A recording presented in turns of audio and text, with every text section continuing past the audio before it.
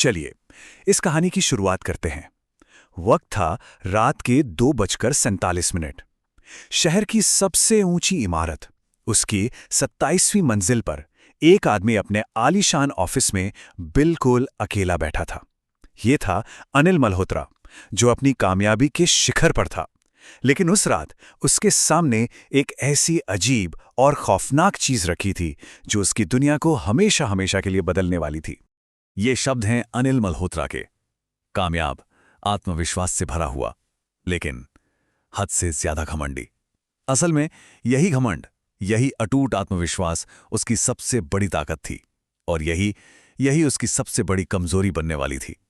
और यहीं से उसके पतन की कहानी की नींव रखी जा चुकी थी।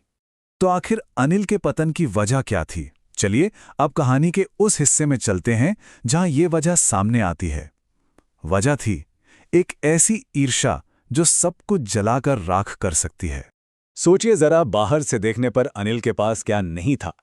पैसा, शोहरत, ताकत, सब कुछ। लेकिन अंदर ही अंदर वो एक आग में जल रहा था, और वो आग थी पेशेवर ईर्ष्या की। उसका कॉम्पिटिटर नमन अग्रवाल उसकी रातों की नींद उड़ाए हुए था। ये ईर्ष्या एक जहर की तरह थी जो धीरे धीरे उसकी पूरी सोच पर कब्जा कर रही थी। यहां पर दोनों की दुनिया का फर्क एकदम साफ नजर आता है। एक तरफ था अनिल मल्होत्रा, जिसके हाथ से एक के बाद एक कॉन्ट्रैक्ट फिसल रहे थे और जिसकी कंपनी डूब रही थी।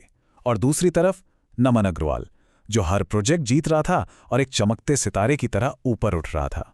यही वो बात थी, यही वो असंतुलन था जो अनिल को किसी भी हद तक जाने पर मजबूर कर रहा था। और यहीं से कहानी एक अजीब मोड़ लेती है। लगातार मिल रही हार ने अनिल जैसे प्रैक्टिकल दिमाग वाले इंसान को भी अंधविश्वास की तरफ धकेल दिया। उसे ये लगने लगा कि नमन ने उसके काम पर नजर लगा दी है। मतलब बुरी नजर। ये वही विश्वास है कि किसी की जलन भरी एक नजर भी आपका बना बनाया सब कुछ तबाह कर सकती है।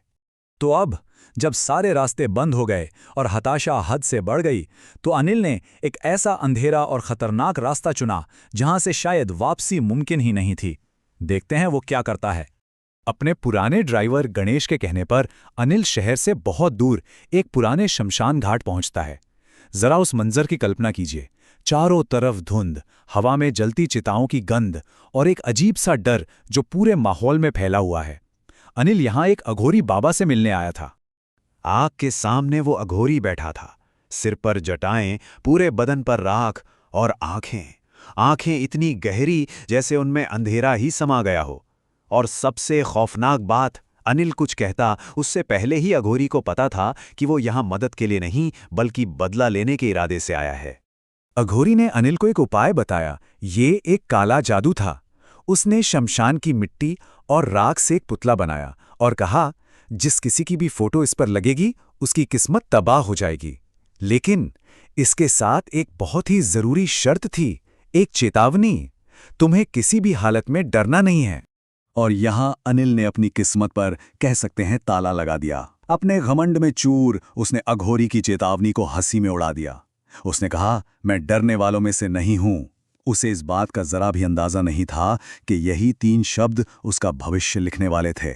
शुरुआत में तो सब कुछ अनिल के हिसाब से हुआ। उसे लगा कि वो जीत गया। लेकिन कहानी में एक ऐसा खतरनाक मोड़ आने वाला था जिसकी उसने सपने में भी कल्पना नहीं की थी। तो देखे कैसे सब कुछ बदला। पहले हफ्ते नमन की कंपनी को भारी नुकसान हुआ। तीसरे हफ्ते तक अनिल ने अपनी जिंदगी का सबसे बड़ा कॉन्ट्रैक्ट जीत लिया। लेकिन फिर चौथे हफ्ते से खेल पलटने लगा। वो पुतला, वो अपने आप हिलने लगा।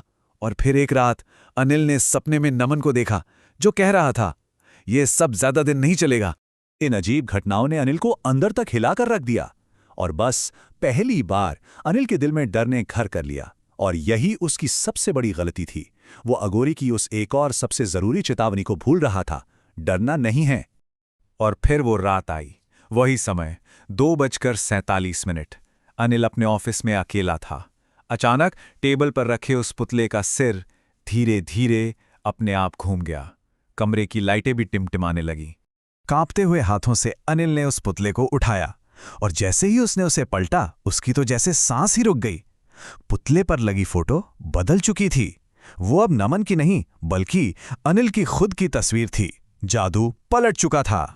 और यहां से शुरू होता है अनिल की जिंदगी के पतन का वो तेज सिलसिला जो सीधे तौर पर उसके डर का ही नतीजा था।